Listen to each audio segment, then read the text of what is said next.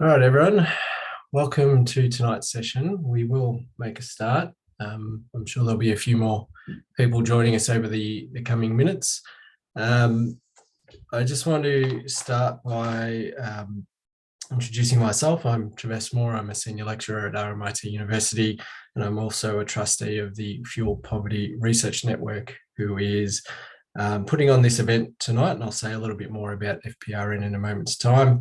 I'd also like to begin by acknowledging the traditional custodians of the land on which we are meeting today and pay my respects to the elders past, present and emerging. So welcome everybody to the session today on smart homes and fuel poverty in Australia, improving outcomes and locking in vulnerabilities. So as I mentioned, we are putting this on as part of the Fuel Poverty Research Network events. FPRN brings together researchers, policymakers and other professionals who are concerned with the issues and the challenges around fuel poverty, and tries to create a vibrant community which gathers evidence, which funds research, which advocates for solutions, and puts on events like this as well. So we do have events on throughout the year. So if you are interested in the work that we do and the events that we do, you can see the website there on the first screen. So to the theme of tonight, it is on smart technologies, and smart technologies are increasingly being used and integrated into our new and existing housing.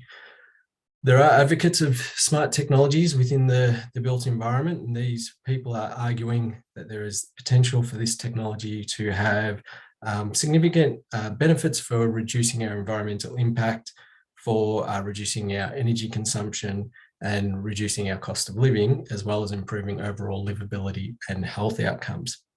However, there are also increasing concerns around the impact this technology will have in terms of unintended consequences, or potentially leaving those who can't afford to connect to such technology further behind. Today we have 4 presenters, and you can see the presenters here on the screen. We have Rex Martin, we have Sophia Malson, we have Alan Pearce, and we have Damien Sullivan, who will all come at this topic in slightly different ways and slightly different perspectives. Each presenter will talk for about 10 minutes. We'll have perhaps 1 or 2 quick questions after each presentation, and then we'll come back into a wider presentation, a discussion and a session at the end of those presentations. So as we go through, you're more than welcome to put your questions in the chat and we can come back to those, or you can wait until the end of a presentation or to the wider discussion at the end, and we can have you ask those questions live. So we'll get into the first presentation now. We have Rex Martin from Monash University. Rex is a research fellow at Monash University's Emerging Technologies Research Lab, where he explores how people use and think about energy and smart energy technologies in everyday life. So I'll hand over to Rex now. Travis, thanks very much for that introduction. Is that screen now sharing okay? That's perfect. Managed to lose it for myself. Give me a second here.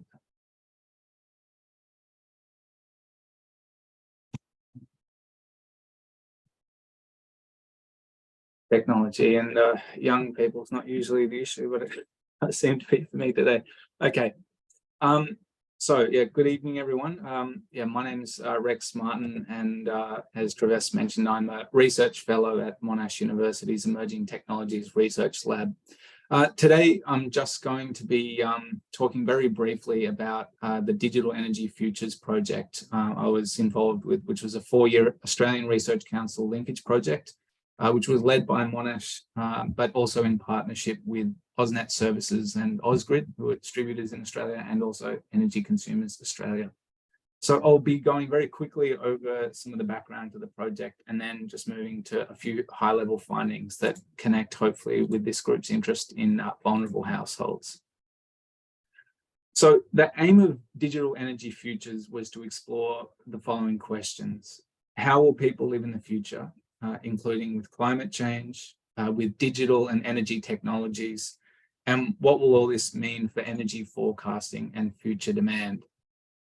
So in seeking to answer these questions, we started by analysing energy and digital sector visions and reports of what they imagine technologies will be like and how they will affect our lives in the future. We then shifted to a very extensive ethnographic set of field work, which involves 72 households across southeastern Australia, which was then followed up by some design ethnographic workshops with further 42 households. And then alongside those different processes, we had an annual survey sent out to sort of quantify the trends we were looking at. There are a number of outputs from this project, and I'm only going to sort of skate over the top of a few of the findings of some of these outputs. But yeah, important to say, there's a lot of material that we've produced from this and we'd love people to engage with. So I'll make sure that's shared towards the end of the presentation. Briefly to our participants, our project didn't explicitly look at the issue of fuel poverty or exclusively look at vulnerable households, but our participants did include energy vulnerable and disadvantaged groups. So roughly one in 6 households would be considered lower income or experiencing energy hardship. We also made sure to look at renters, so that was a quarter of our participants. And then we also tried to include consumer groups like apartment renters and those living in rural and regional areas to sort of broaden the scope of the research. So that's a bit of a background to a very extensive project. But now I'm just going to touch briefly on 3 sort of high-level findings that shed some light on how smart home technologies might impact the energy vulnerable or perhaps otherwise disadvantaged groups. So as I mentioned, the project started with a review of industry trends and visions for the home. And here we looked at both the tech sector and the energy sector, and we wanted to understand how each imagined the future home, but also the role of technologies in people's home lives. So among quite a number of other insights, we identified important contradictions between the future home as envisaged by these 2 sectors. So for example, tech futures, we found often promoted ideas of technology enabling things like entertainment or convenience or pleasure, while reducing the need for people to kind of actively engage in managing their homes or their lives. It was sort of the technology doing things for them. And we also found that these goals, perhaps not imagined this way, but were often or would often be associated with increased energy consumption because they depended, for example, on systems that are always on to ensure human needs are met at any point of the day or night. Conversely, the energy sector, we found, often imagines futures which involve greater consumer engagement and participation. So, for example, enabled by smart tech, the energy sector sort of hoped that people would use energy more efficiently and flexibly. So one example might be smart meters allowing people to sort of monitor and then actively manage their energy in ways that both save them money, but also support the broader goals of the grid. So we can see an example of how smart tech could, for example, lead to greater household energy consumption in the following quote from one of our participants from New South Wales, Morgan. Morgan said, quote, "I bought an air purifier which arrived right when the bushfires finished." So this was sort of end of 2019, or probably start of 2020. Morgan continues, "But anyway, I just think that aircon wouldn't handle the smoke basically. So I thought maybe the air purifier is just for my health. I guess it's just on auto mode, so it's pretty much always on. It's like a smart one." So I guess in theory, the sort of smart functionality of an air purifier, which we found is an increasingly common household appliance in Australia, the smart functionality sort of should enable more targeted and efficient use of the device. It's kind of the premise it's often sold on. But instead, we found that, as in this quote from Morgan, the device's automated functionality, and along with, I suppose, changing needs for or perceptions around what indoor air quality should be like, would result in the device being used more frequently and therefore a higher kind of baseline demand in the home. So in terms of how smart tech connects with energy vulnerable and disadvantaged households, we can see different and in some ways contradictory potential outcomes, and they're all sort of emerging at the same time. On the one hand, we've got smart home technologies potentially addressing people's evolving needs and wants. But on the other hand, there's evidently scope for smart tech to contribute to things like higher baseline consumption, or the normalization of technologies as a solution or perceived solution to various needs and the inevitably growing expectations of people and their homes. So I think this represents a particular challenge for vulnerable groups who might either miss out on some of the benefits of smart technologies, or perhaps may incur significant costs in order to sort of simply keep up. A second point I want to touch on is that we found both smart home tech and energy tech can involve significant upfront costs to install and purchase. I don't think this is necessarily news to anyone. But what we're also interested in finding was some of the perhaps from the outset initially less considered ongoing maintenance and running costs, and these could be prohibitive for many groups. So for example, we found that households during the pandemic upgraded their internet as a result of spending more time at home. Sometimes this was for work, but in a number of cases it was simply just to facilitate the use of smart technologies, which require better connections, or more reliable connections. But in other cases, we also found that the cost of an internet connection was just too prohibitively expensive for people. So we had a quote from a participant, Mark, who was from a low-income household in Victoria, and he said, quote, "I'm quite happy with just the internet connection I get with my mobile and tablet. I've got solar panels. When I got the solar panels, they said it all runs off Wi-Fi, so you can always have a look at how much energy you use whenever you like." But he continued, "I've never been able to get access to it." So in this instance, while we can see that there is scope for Mark to access and then potentially or ideally make use of the energy data from his smart solar system, it's just the basic cost of something like internet that prevents him from doing so. So I think this kind of reinforces that point that smart tech often operates as part of an ecosystem of technologies. It's part of bigger infrastructures, and their use isn't simply a case of like purchase, plug and play. So again, the benefits of these technologies do depend in large degree, it would seem, on people's ability not just to purchase the device, but to also be able to maintain the systems that allow these ecosystems of technologies to work. So a final point I'll make is that we found that industry visions of smart tech often involve automation based around set and forget principles. And the idea here being that people will set up a device which then runs automatically on the parameters they've selected at installation.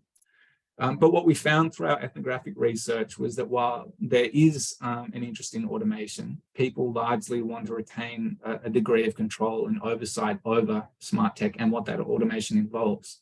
So for example, in our energy survey conducted in 2022, we found that only 6% of people wanted their smart devices to be fully automated, but 48% were happy for the device or devices to be automated, provided they had an override function.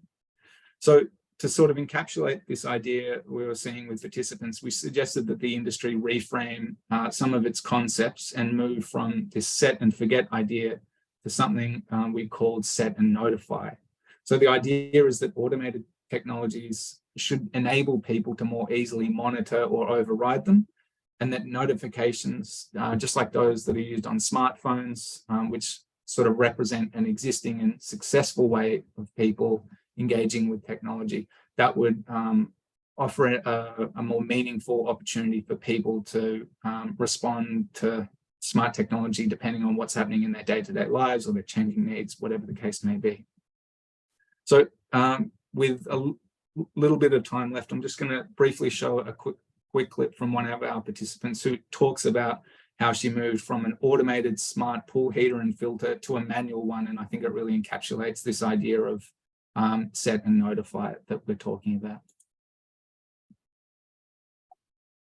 Certainly more effective than when we had the modules that looked after sounds immediately or always doing the heater up will measure the temperature of the water and then switch it to maintain that temperature. That didn't work particularly well because of the nutrient was not being tested. And so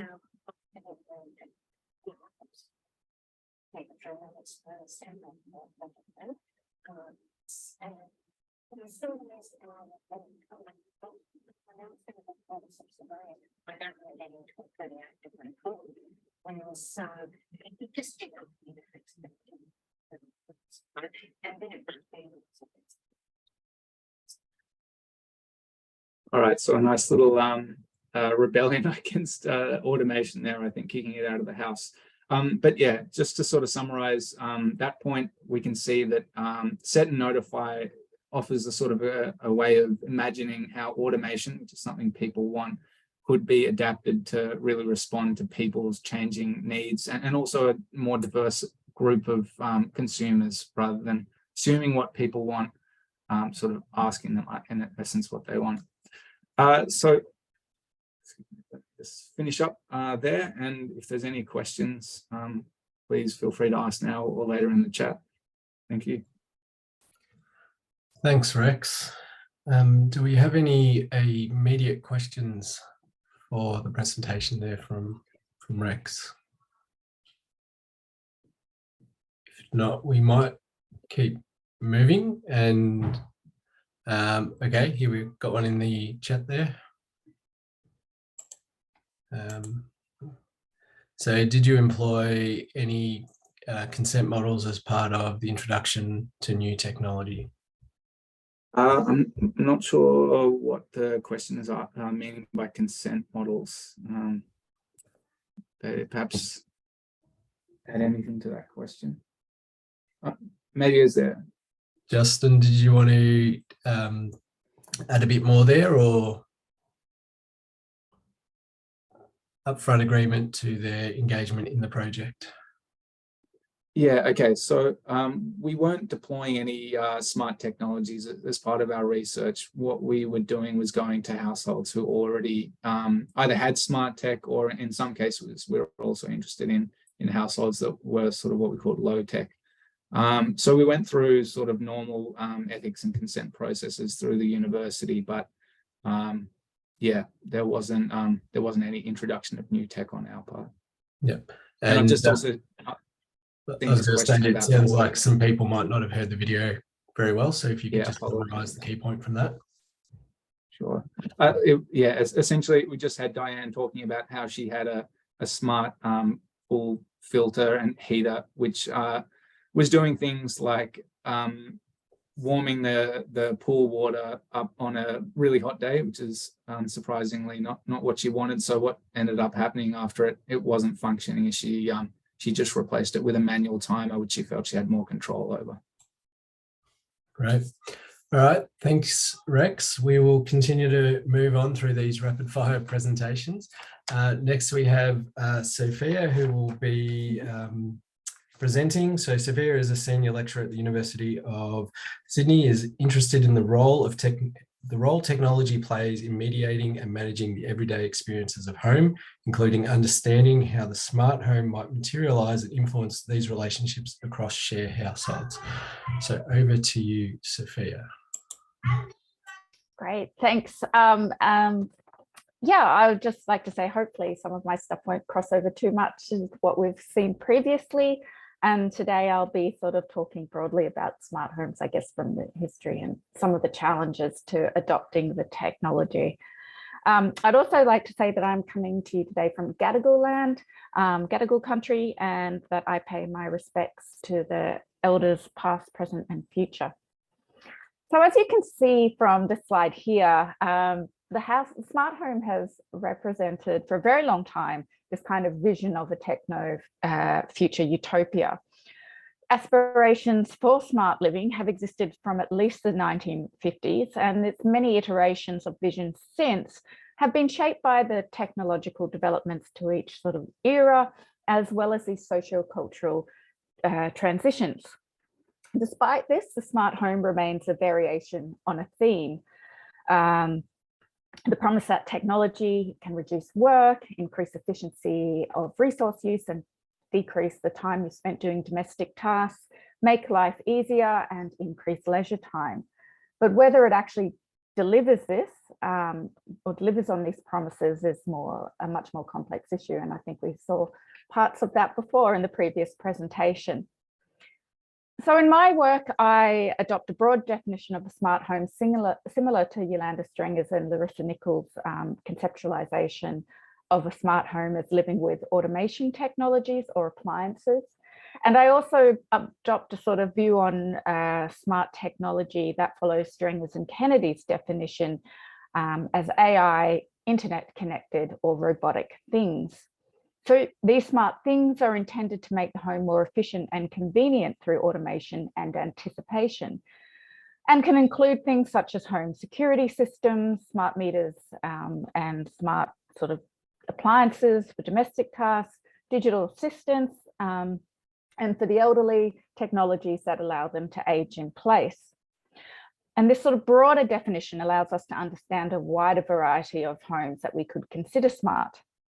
Because what we normally see when we look at the sort of discourse and the advertisements, we have this high-end smart home, which is, you know, fully automated systems, surveillance systems, smart appliances, all enabled by the Internet of Things, sometimes even drone watering plants, indoor plants, things like that.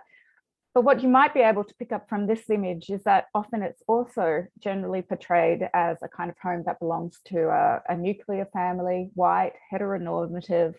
And although it's not explicit, what will become clear is that it's generally also an owner-occupied home. So this kind of image then sort of this normative home has effects because we prioritize the prioritization of normative models affects the ways in which we design, use and occupy space. So if we're thinking about the applications to or how a smart house can emerge, then we're sort of confining ourselves to this kind of image. So if we think a bit more, sorry, I've just got to go on. To the account for the different ways that we form households and also different forms of tenure that influence what we can and can't do in the home. So for example, we often don't consider shared or rented houses as smart homes. It's particularly not seen in these sort of advertising materials and images, but they do materialize as smart homes in different ways. So for example, in my work with people who will share housing, they often used smart platforms and apps, basic communication apps like WhatsApp and Messenger to organize and manage household chores. That often use payment platforms that would notify automatically of payments. All of these things that they reported actually really increase their quality of life in the home and also improve the relationships in the home. And we also know that residential tenancy laws in Australia limit the ability of tenants to modify their homes, which has implications for the smart technology uptake. But research has also found that younger wealthy renters aren't actually sort of eschewing smart home technology completely, but choose smaller mobile and self-installable smart systems. So we have these constraints around renting dictating what you can and can't do. And this has impacts if we're thinking through what perhaps smart technology might do in terms of energy efficiency. So there are also, obviously then some systematic structural challenges in terms of the housing system that can be challenges to the smart home. But there are also challenges that are a result of social barriers that affect the successful uptake. So for example, the research has identified that technology for it to be readily used and happily used needs to fit with the inhabitant's lifestyle. Otherwise, it's perceived to add hassle to daily life and be more of an inconvenience. What Volta and colleagues refer to as the administration aspect of it, the sort of load and the work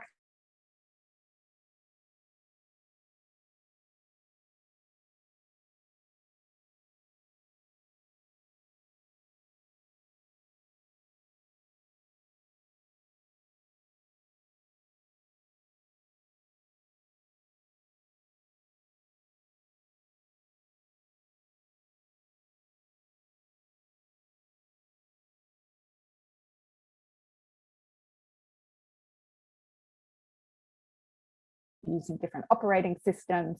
How do they integrate?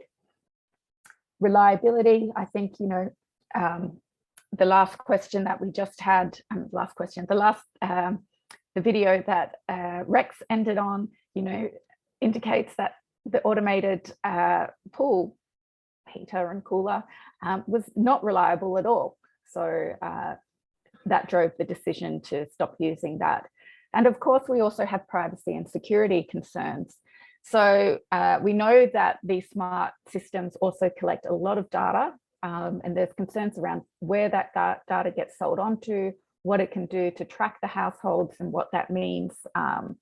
For example, do your insurance premiums go up because your smart fridge is tracking the unhealthy things that you buy? And because they are technological systems, they can also be hacked. I think it was a few years, maybe 1 or 2 years ago now, there was those reports, newspapers around, well, which one was it? Was it Hive being hacked or Nest being hacked, and hackers talking through baby monitors and things. So there's those sort of fears and risks around that as well. And as we saw before, cost is also quite prohibitive. So in that sense, the success of a smart home is dependent on the social attributes and agency of the home. So it's not just about technology, it needs to fit in with this sort of broader networks, social networks and needs and abilities of the household. So more relevant to today's discussion is the connection between energy efficiency and smart appliances. And we've just seen examples of that before. So this sort of move to the smart home is sold on a promise of anticipating your needs and being efficient. The smart home allows for remote electronic control and management of smart appliances. And it represents this convergence of energy efficient appliances and real-time access to energy usage data. And this is facilitated by this network of sensors and computers. It's thought that the increased visibility of energy and cost information through interactive displays can enable consumers to sort of proactively monitor and manage energy use in ways that are convenient and cost effective and environmentally beneficial. And there's a fair bit of literature which focuses on exactly how this provision of feedback to households on their energy use data can facilitate energy savings by tweaking their behaviour. But as a counter to this, we also see that such technologies get backgrounded and not used optimally. So the efficiency gains are really only achieved if systems are used optimally and designed and intended as they were designed, and often whether through to lack of interest once the novelty's worn off, or again that sort of discrepancy between your actual technical expertise to use them, we find that we don't use them optimally. So this intersection between energy usage and efficiency, it's not just a technological issue, but also a social issue, and relies on the user's ability and interest in using it as intended. So in terms of smart homes and fuel poverty, there are probably two key takeaways. The first is that smart home systems cost money, and for vulnerable households, the payoff is probably not there in justifying the expense. And actually, I should add to that in terms of expense and cost, it also comes into forms of tenure. So for example, if you are renting, if you are sharing, you're not owning your home, there's even less likely that you will invest in energy, smart energy devices and smart systems. And the second point is that smart homes do have the capacity to be more energy efficient and consume less resources, but this is largely dependent on them being used optimally and maintained. So again, I don't think I'm particularly saying anything new here, but just reiterating what we saw in Rex's presentation. So it's quite a complex landscape. But I'm going to end with this image of one of the early visions of the smart home, Disney's Monsanto House of the Future, built in 1957, and it's supposed to be set in the year 1986. I do this for a few reasons. And the first is to show that this desire for more efficient smart living has been with us for some time. And while we've solved some issues, I mean, one of the features of this house was a microwave, some of the challenges still remain. Secondly, smart future technology always becomes obsolete. and it needs to be considered when you're thinking about whether investing in technology. So Monsanto's House of the Future was knocked down in 1967 and eventually replaced by the Innovation Dream Home in 2008, which was a collaboration between Microsoft, Hewlett-Packard, Disney, Lifeware, and the home builder Taylor Morris. So this question of obsolescence and what comes new has serious considerations, particularly when we think of maybe not energy extraction in the sense of how we're using it now, but in terms of our resources and waste that comes from these kind of lifestyles and needing to upgrade all the time. And third, that smart interventions can have unforeseen negative consequences later down the line. The wonderful future that is plastic living, as advertised here, looks a lot less wonderful in hindsight, considering the problems that we now have with plastics. So we always need to think critically about whether we need the latest tech and what the actual future impacts of this are in terms of the environment and our lifestyles. So I'll leave it there. Thanks. Thanks very much for that, Sophia. Do we have any quick questions at this point? If not, we will move on to our next presenter, who is Alan Peers. Alan is a Senior Industry Fellow at RMIT University and a Fellow at the University of Melbourne. He has worked for many decades in the clean energy and green building space and has been involved in developing policy support and research to deliver improved sustainability outcomes across the built environment in Australia and beyond. So, Alan, I'll hand over to you now. Thanks, Travis. I'll just get this to work, hopefully. Hang on. I moved too quickly. All right. Oops, that's it. Yes. Okay. Hi, everyone. I should start by saying I really enjoy reading the work Monash people do on the digital futures. They do a great job of highlighting the enormous gulf between a lot of energy people, technology people, designers of appliances, appliance companies, and the people who have to try and make them all work. And I must say, with my working across business and industry, it's just as bad there as it is in the household area. It's just that it doesn't have this impact on vulnerable households and things like that. So I've just got a few slides here. So Travis and I actually wrote a chapter on smart homes a couple of years ago and looked at some of these things. But I mean, I've been involved in design of appliances and building design and things like that. And all I can say is what Rex and Sophia are talking about are enormous challenges. And there's a lot of arrogance and ignorance on the other side of the design and all those kinds of things.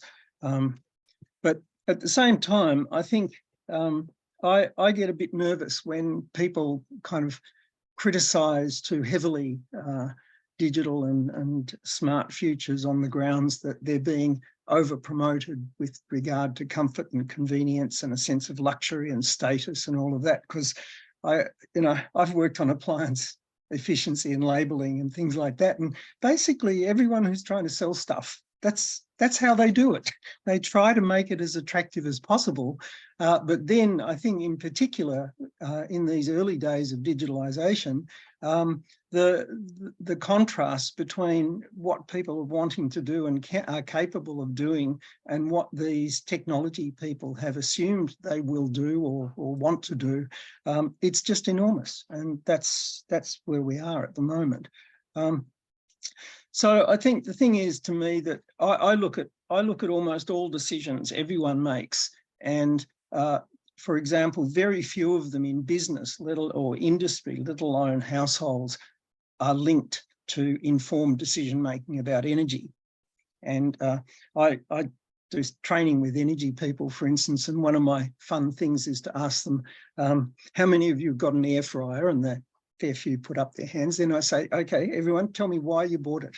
And I have not yet found any energy efficiency expert who has said, I bought my air fryer because it was energy efficient. So, you know, this is the harsh reality of decision-making in the real world, and also of the marketing of new products in the real world. So I'm trying to, in this talk, look a bit at the future, and that I am very aware that really good information, education, performance standards, proper mandated performance outcomes and all sorts of things like that can help to reduce the problem and lead us in better directions. And there's a lot of need for really good social science in understanding how people think and work and explaining that to the people who are designing the environment that we're in. And again, from a vulnerable household point of view, this is a really tough space because a lot of them are buying secondhand, they're renting, so they're living in substandard buildings, they're buying often inefficient or even faulty appliances and equipment. They're not well located with regard to access to the services they need. They are really suffering in many ways, and I'll highlight that a bit in the next couple of slides. The other thing to keep in mind is that a lot of the benefits of smart things are actually invisible but very real. You know, I think Sophia's mentioned how, you know, a share house can manage a lot of cooperation, or I see a lot of kids using mobile phones to meet up. And so there's lots of good things about it. And, you know, that's the problem, really. Everything's got good and bad, and everything can be done well or badly. So what I wanted to do now was just think a bit about where digitalisation and smart things might impact on our lives. So the way I tried to do that was looking at the Australian Household Expenditure Survey, which is a little bit old because the last government delayed the usual 5-yearly cycle. The items I've got on here make up just over a quarter of household expenditure. But what's interesting is, for example, if you look at the cost of owning cars, the petrol is actually a relatively small component of it. That's the blue bit, the pale blue bit. So that's important to think about. Where are the real costs when I'm thinking about transport? The medical area is really a very big cost for all households. And again, that's an area where smart solutions can and are transforming things. Energy, you can see, is actually not as big an issue as a lot of people think for the average household. Certainly there are households with 3 or 4 times the energy costs of an average household. But in terms of dollars, energy is not top of mind, and energy saving is not top of mind. And you can see communications, even in the mid-80s, was already starting to be a fairly significant issue. And again, if you compare, well, I'll go to the next, I'll make a couple of comments first. There are lots of complicated interactions in all of these things. For example, home location and transport and things like that, that really do complicate what we're trying to do and what we're trying to understand. And there are a lot of other areas that aren't in this. As I said, I've shown about 25%, but food purchasing, for example, is a very large cost, and 1/3 of all of the food wasted is actually wasted by households, and they pay a lot of money for that food that they don't eat. So there's a whole lot of opportunities here, which with smart technologies and that are well designed to potentially make a big difference to people's lives. The web link down at the bottom of that page is just one about, it's from the World Economic Forum, talking about the 20-something% energy savings that are achievable through digitalisation. If it's done well, I think it has to always be added. This slide I won't spend much time on, but these are the same numbers as before, but they're just done as percentages of the household's income. So what we see here is that medical costs are a little bit bigger for low-income households. internet and communications are a bit higher percentage of their income. They spend a little bit less on transport. So there's kind of interesting differences in the mix of things, and that's important to consider. But there's a lot of commonalities too. So just to finish off now, what I wanted to do was talk a bit about what are some of the kinds of ways that maybe digitalisation, if it's done well, and I really stress that, can help us. And that's where, with transport, helping people to avoid needing to own and use so many cars. So it's not just fuel, it's walkable cities, it's, you know, virtual service deliveries. It's a whole lot of things like that that can help us with our transport. In the medical space, helping people realise they're getting sick and take preventive medicine, take preventive action, or virtual service delivery, things like that can help us a lot. Also, feedback can relate to health. One of my colleagues at RMIT had a very sad story about an elderly person who was too frightened to turn on their fan in hot weather because they were worried they wouldn't be able to pay the bill. Now, you know, the average fan costs 2 cents an hour to run. And so this is just tragic that there's a mismatch between that person's perception of the cost of doing something relative to what would be an enormously good thing for them, you know. Also, I mean, with household energy, again, real-time and historical feedback is really important, but I agree. I mean, I have a smart monitoring system that stopped working and I haven't worked out or bothered how to get it working again because I kind of think I know enough now. So there's lots of quirky stuff goes on in this space.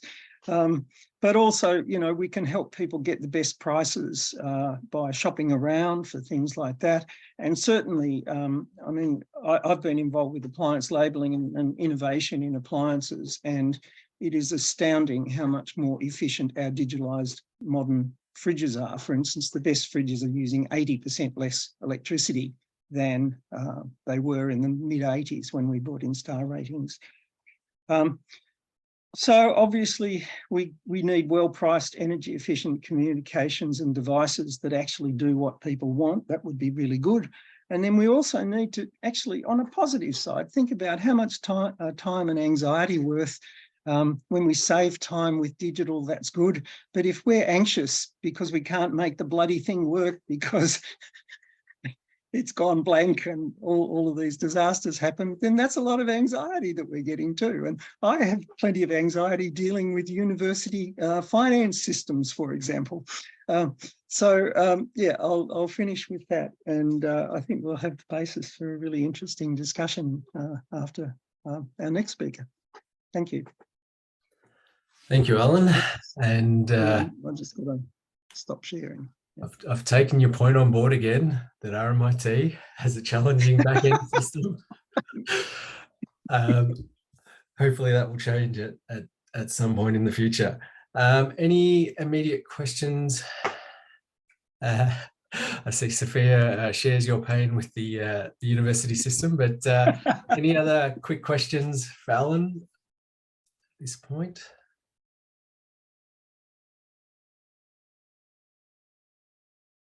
All right. Can I just say, it's not just RMIT that gives me pain. I do deal with other universities as well. Tell you what, you said. Oh. So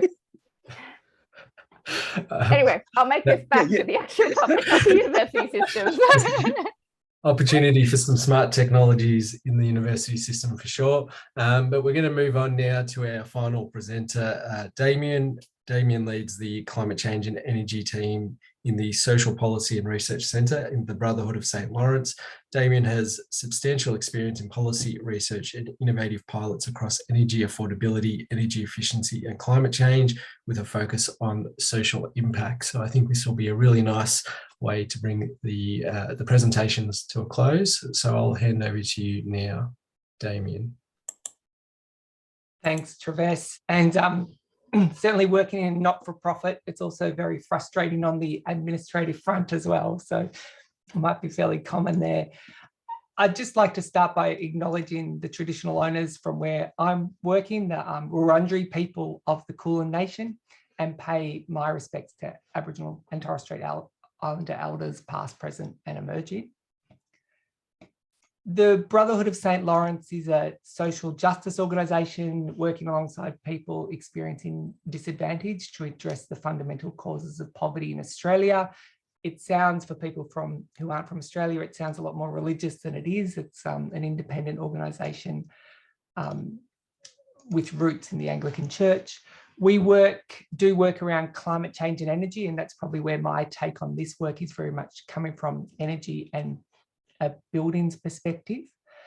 And we do applied research, policy, retail energy market reform, mandatory energy efficiency standards for rental properties, but also those pilots Travis mentioned in terms of, we've done retrofits for about 1,200 households and over 20,000 households with advice or support to access energy payments, most of whom are facing some form of energy hardship or energy stress. In terms of smart homes and the people we work with, there's certainly a strong desire amongst those we work with to lower energy bills, and also most have a really strong desire to reduce emissions and contribute to a transition to a low carbon future. But we do work with a lot of people with limited internet usage, some without mobile phones, and many would be at the very, very early stages of smart home adoption, many with no smart appliances. A lot seem to have air fryers. I was encouraged at a recent focus group to get an air fryer by the group, and I'd got one and it's been fantastic. It has a smart function that I've never used, but it's been great to move away from gas a little bit. But most would have a smart meter. So we work mostly in Victoria, and there's been a mandatory rollout of smart meters. Most would have a smart meter, but wouldn't use any of the data from that smart meter. Many of those we work with are in energy stress. And just to take a quote from some forthcoming work with some colleagues at University of Melbourne, Sangeetha Chandrasekharan and her team, of one of the participants, they said, "We're always lights out in bed by 8 p.m. just to keep warm, because my daughter and I, we get so cold in the winter that we actually sleep in the same room in winter with a small plug-in heater, just try and keep each other warm because it's like ice."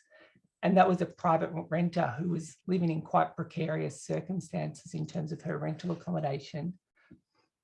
And some recent work we did found that 1 in 5 households are in some form of energy stress in Australia, but there's no agreed definition of energy stress or energy poverty in Australia. And we think this is a really important thing to try and get a better understanding of the problem in Australia and the solutions, including smart home type solutions.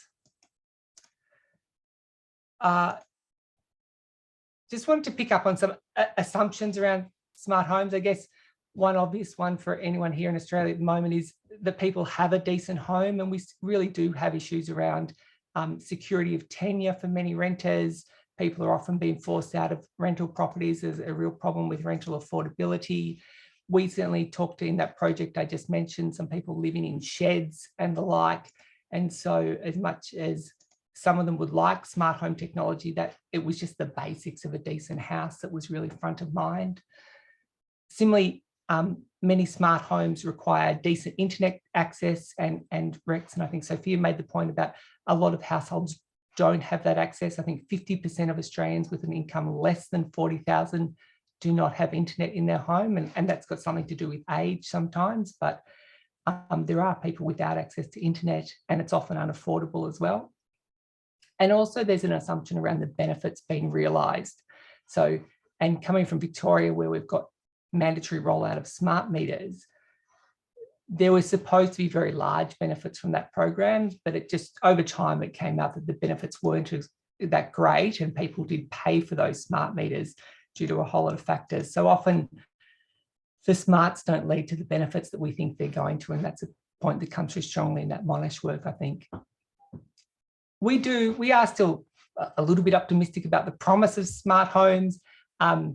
improvements in quality of life, enabling healthier homes, optimize energy usage and possibly reduced features to maximize safety and security, energy system or network benefits that can lower costs for everyone, even empowered consumers engaging with energy market information and their data.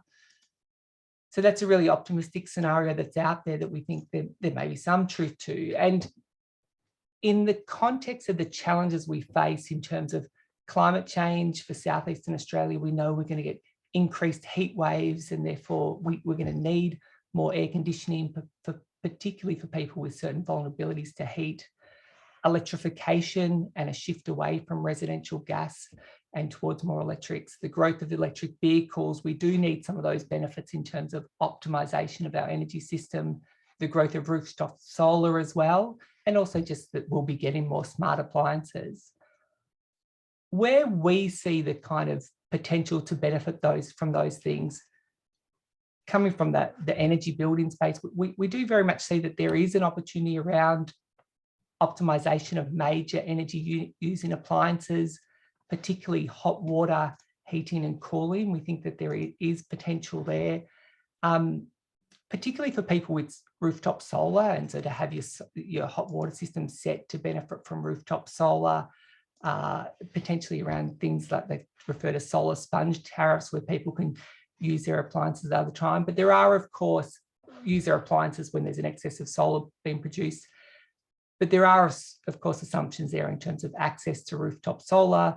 Renters are often locked out of some of these benefits, which was mentioned earlier. And also the capacity to connect, integrate and maintain these services, again, mentioned earlier as well. So there's assumptions and issues that need to be addressed for some of the people we work with. We also see real opportunity around the network benefits, so reducing costs across the energy network and reducing things like brownouts or blackouts, not just with the people we work with in terms of those on low incomes, but people with the pools and the spas and the big drivers of energy demand.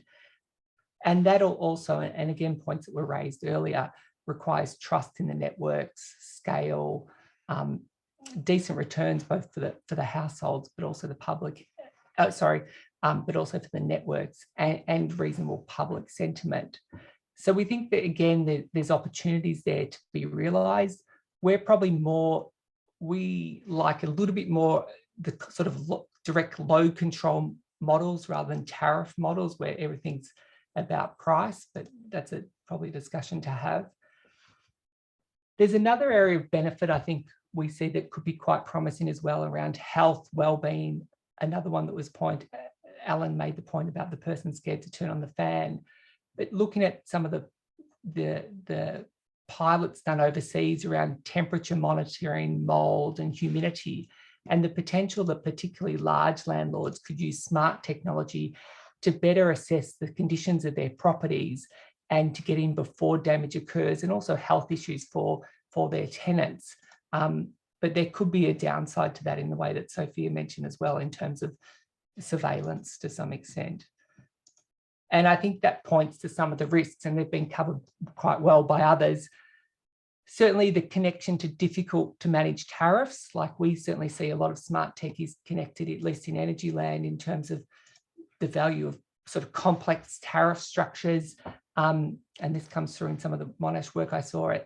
And that is a real barrier for the people that we work with. Security and privacy risks that Sophia and others have raised. The appearance of sort of big brother control and the fear around big brother control type situation, and also leaving people behind with poor quality, ineffective smart appliances that Alan and others have mentioned, limited internet and renters.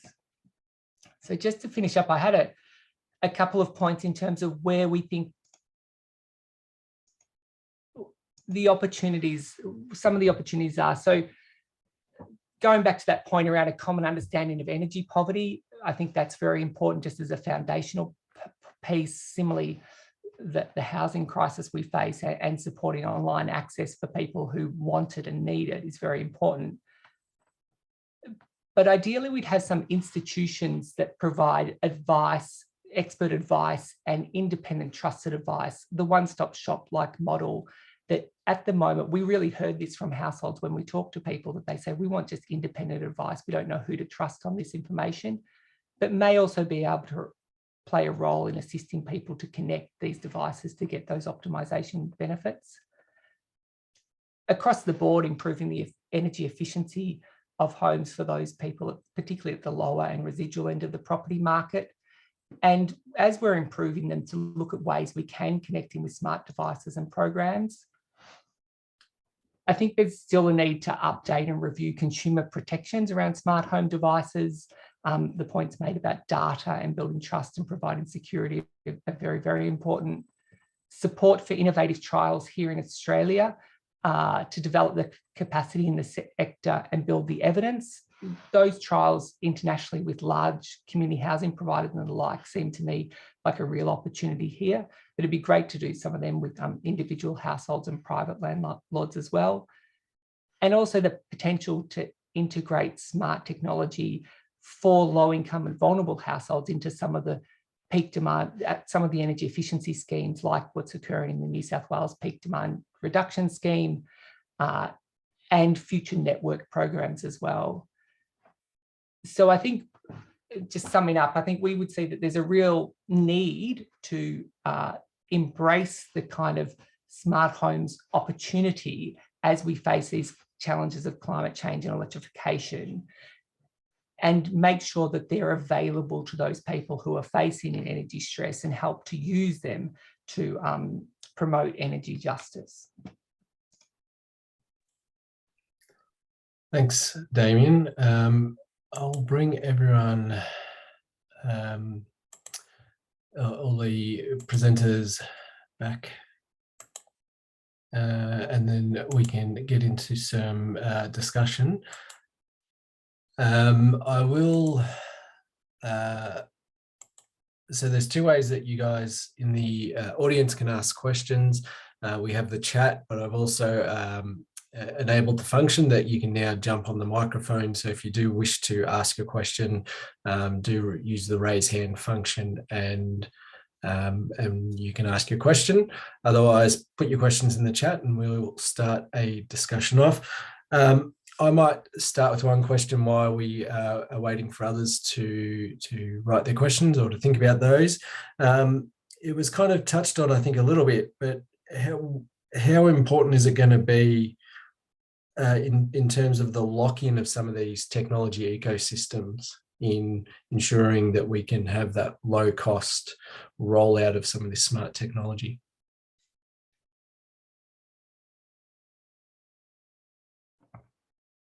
Hang on, let me unmute you, Alan. Sorry. It is a problem, and the example Damien gave about the rollout of smart meters in Victoria, I've always called them dumb smart meters, because they can't tell you anything until the next day when you've forgotten what it was you were doing that caused all your power consumption. You know, this is just, you know, well, I think all of us have got plenty of examples of how these things have gone wrong. And the challenge, I think, is really we need cross-cultural engagement between, for example, engineers and IT people and all of that, and social science people and social justice people. And that's where, I mean, the group that I've worked with Traverse is great. It's a cross-cultural team, and we all respect each other and we all learn so much from each other. And there's not enough of that. And in fact, universities are still pretty siloed. So how do we get the training of the people designing the technologies, installing them, selling them, all of those things to get onto a similar page? I've just been working with the food industry. And look, most of the businesses in the food industry don't even realise that the end consumer is the one who's paying for everything. But they're several steps away. So these people are focused on their immediate customer, who may have totally different agenda from the end consumer. You know, people have got to understand complex social and technological systems much better. Yeah. Anyone else want to respond to Rex? Yeah, sorry, if I could just jump on that. It's slightly beyond what we're talking about with smart homes, but in terms of sort of legacy and lock-ins, one of the groups we conducted research with were new and estate homes. So these are people who would generally be building on the outskirts of big cities like Melbourne, and new homes. And it was really interesting to see the sorts of standard, I guess, designs and products which people would have built, including when they didn't want them, because it was indicated to them that's essentially what a marketable home will need to be in future. So we saw a lot of gas connections when people didn't necessarily feel any affinity with gas for cooktops. Stove cooking would be one example. I think it was double ovens or double size stoves. I can't remember which of those, but essentially oversized kitchens. But also we found that there wasn't as much of the zoning around heating and cooling, which has been a big talking point for, for comfort and energy use. So that's essentially trying to segment off parts of your home so that you're not heating or cooling the whole thing. But of course, if anyone's a fan of grand designs like me, you'll know that these integrated open plan living spaces are all the rage. So again, it's not on smart tech, but it's interesting to see how these sort of technological or infrastructure lock-ins are everywhere and pretty pervasive. Yeah, and I think that's a good point, Rex, in terms of just for the international audience, there has been a significant shift, certainly in Victoria here in Australia, to move towards the all-electric house. And so that is going to be another layer to this discussion around smart homes. Sorry, Sophia? No, I was just going to jump on that too, and sort of, again, further away from smart home tech per se, but the idea of, and I think actually, I'm just looking at the question in the chat too, to what extent are some of the issues relevant internationally. And I think part of the issues, and come back down to even before the technology, the housing systems, right? And so the same houses that are being asked to put in double ovens for future sale price. There's been research done out of Wollongong, some really interesting stuff around, people choosing to buy a 4 or 5 bedroom home, even though they only want to use 1 or 2, because they've been told that in future, it's a much better investment. They'll keep the price. So it's like this whole infrastructural sort of lock-in in terms of the way that we build houses and our economies around these things. And I think both Damien's and Alan's talks in particular sort of highlighted the issues with our housing stock being so below standard, and particularly if you're renting, that it's like even trying to heat a place, let alone heat it smartly, is a real challenge. So there you go. Are there other things that any of you spoke about that you think are going to be relevant internationally, or anything that's just to Australia? I think broadly, like some of the data and privacy issues are all sort of a global conversation with these technologies, but I'll let somebody else jump in as well. Yeah, I mean, again, the frustration I have is that we've got a lot of the wrong things digitalized. I have quite a sophisticated reverse cycle air conditioner, but Wollongong Uni did a study and found that pretty much the most common call out for faulty air conditioners was clogged filters. So if air conditioners actually had a sensor that beeped at you or sent you a message or something to tell you your filter needs cleaning, not only would they avoid expensive call outs, but in fact, when your filter's clogged up, your reverse cycled unit might be 20 or 25% less efficient and less able to heat or cool your room. So it's like, that's the frustration for me, is that, as I went through some examples, there are lots of things it would be really handy to have properly digitalized in a constructive way that people could manage. instead of a lot of the fluffy digitalization that we've got.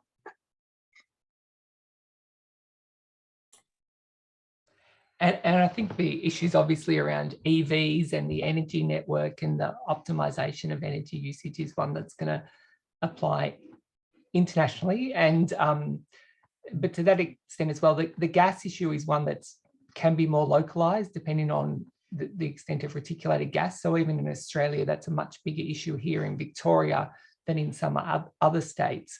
And I imagine in some jurisdictions internationally, it's less of an issue. So the shift away from gas and towards electrification, I guess. But agree on the data rights issue point as well from Seth. Yeah, but also this is where you come to something like electrification. The induction cooker manufacturers are obsessed with being able to say we can boil a pot of water faster than gas. The problem we've now got is that the peak rated capacity of a lot of these induction cooktops is so high that the electrician has to rewire half your house. Now, I've got 2 plug-in ones running on different circuits. I don't have any problem, and it cooks really fast. But you know, I feel like we need a sort of a reality checking group of people who are cross-disciplinary, who can look across all these things and come up with, look, these are the things people would really appreciate. And these are the things that are costing people money, but digitalization could help them avoid that cost. You know, then we would have some kind of direction and focus in all of this instead of all of this, well, chaotic, you know, playing around. A question has come through around the kind of the always on nature of some of the smart technologies, and how much of a barrier is that, and how can we address that? Well, again, when I started working on office equipment in the 90s, the average standby power of a photocopier was 100 watts. Most of them now are under 2 watts. You know, likewise, power supplies, because of European mandates for all of your, you know, digital appliances and things like that, now have much lower standby loss and are much, much more efficient than they were a few years ago. I've got one old transformer-y thing for my phone answering machine, that's 6 watts. And the one for my laptop is, I don't know, half a watt or something. So again, it's about understanding the problems and then focusing on the solutions.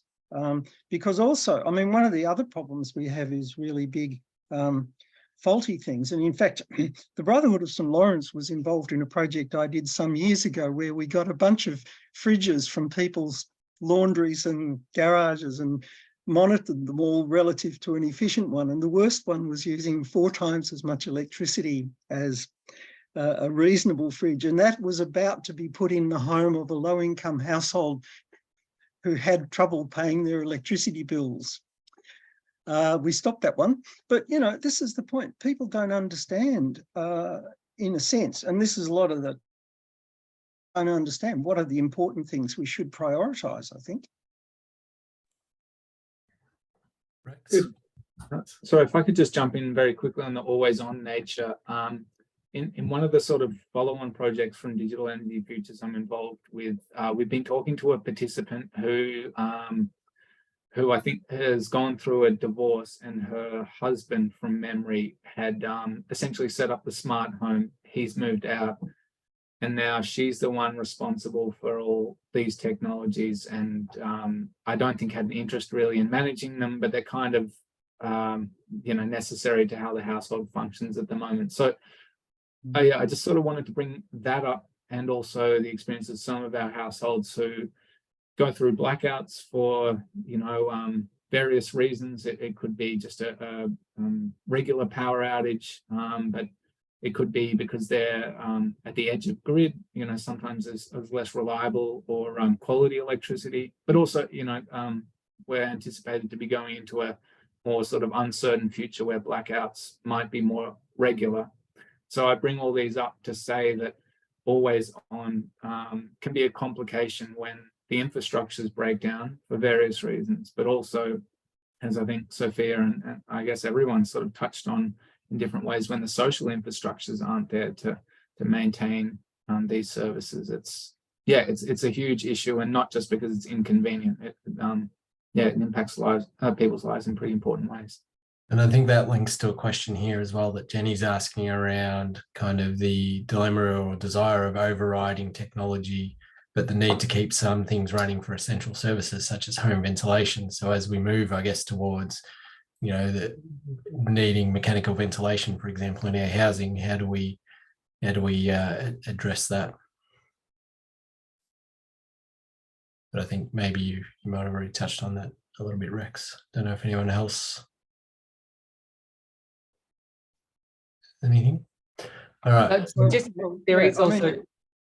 Sorry, with regard to something like ventilation, we come back to the problem that I've been working on a building project where the cost-cutting guy was very keen to get energy recovery ventilation in the apartments because he'd had so many callbacks in other apartment buildings due to massive condensation, damage to plaster, and all sorts of stuff because people didn't open windows, maybe because they were on a main road or something, but like there are enormous issues that are still not well understood. But then when you come back to the question of, well, okay, do you want an always on ventilation system? Well, I don't think you do, but you want to ensure air quality and health and a ventilation system, a mechanical ventilation system may be important. But again, one of the other problems in a lot of the European ones is clogged filters. People have had illness and all sorts of issues because of clogged filters in energy recovery, healthy ventilation systems. So there's so much can go wrong with technologies. And I think that's where a lot of designers don't necessarily recognize how real people are, Damien, did you have something you wanted to add there? It was a little bit of an aside, but it made me think of the potential application around people with life support equipment and the like, and the potential around technology to better connect and to identify that with network providers, because that's a real issue during brownouts or various outages if people get stuck, and the importance of that for those very vulnerable customers. Yeah. We've got a question here around, do you think there's a connection between the types of energy sources and the use of smart home technology? Oh, I think smart technologies are much more associated with electrical equipment than gas equipment in Australia. I don't know about in Europe, but most of the gas stuff's pretty basic, which can help, I mean, well, for example, instantaneous gas water heaters in Australia need electricity to run the fan and the electronic ignition. The old faithful gas storage thing with a pilot light, which, by the way, uses a lot of standby energy, is at least reliable as long as the wind doesn't blow out the pilot light and you know how to relight it. Yeah. Rex, did you have any people using gas or smart elements around gas in any of the houses? No, not on gas, but one thing I was going to say is that in Australia now it's quite common for people to have very low feed-in tariffs. So essentially people with solar panels aren't being paid a tremendous amount. They're being paid very little basically to generate energy. And what we found was a lot of people seemed quite open to and interested in the idea of donating that power or sending it to like a local hospital or school was often the discussion, but also kind of interesting to like neighbors who might be going through some sort of financial stress, or to a community battery. So no, it's not quite what we've talked about, but I think it's also a really worthwhile point, because a lot of the discussion around energy, I suppose, goes towards efficiency. So these very sort of economically rational paradigms that are really front of mind. And one thing that the research we did highlighted is that people are also really generous and resourceful, I think is the way we phrased it. So there's an interest in energy sources like renewables from one's own roof being sent to places where they're actually used and needed, including for free, rather than getting some minuscule financial return from like an energy retail you might not be too happy with. And there's an interesting connection here to some of, they've got these solar sponge tariffs, these in terms of to use up the excess solar when there's a lot of solar being generated during the middle of the day here in Australia on very hot days. And the idea that perhaps there could be much cheaper energy during that time, even free energy, as Rex has mentioned, but where there's a nice connection here potentially to smart appliances where people can be using those appliances during those times to get the most out of it. But it then raises all the issues that have come up before in terms of who has those smart appliances and whether they're set up right to take advantage of that. I think they've come up in South Australia, those tariffs, and I think we'll probably see more of them across the country. Maybe just one final question in the chat here, and then we'll draw things to a close. But the sector in the UK slowly waking up to Internet of Things device deployment in homes to tackle fuel poverty, damp, mold, etc. What's the take-up being like in Australia to address similar issues in the low-income housing space? I think near zero is probably a description. I was going to say. Yeah, No, it's exactly that. I think, we have so little public investment in social housing, and the other part of it is via community housing groups. They may have, if it was going to happen anywhere, actually, I'd probably put my money on community housing developers, probably, at least in New South Wales. I don't know, Victoria might be a little bit better than we are at this at the moment. I'm not sure. Yeah, one New South Wales community housing group I had a little bit to do with had a whole high-rise building with 8+ star in Redfern. So that was good. But the problem what's happened in Australia is we have always had really leaky buildings. So in a sense, the condensation and all those things are kind of just been dealt with by air leaks and all that. The National Construction Code has been frantically rushing over the last 6 years now to try to get something into the new construction codes that will start to deal with some of these things, but it's still very basic, and there's almost nothing focused on existing housing, let alone rental housing. And there has just been money in the recent federal budget for some upgrades in community housing. And what might be interesting is ideally they would look at some of the work that's coming out of the UK and apply some of those lessons, because I think with Sophia and Alan, I don't think it's been done very much here at all. So there's also in the private rental market, you've got a lot of landlords or property owners that only own 1 or 2 properties. So it's a very disaggregated market in that sense as well.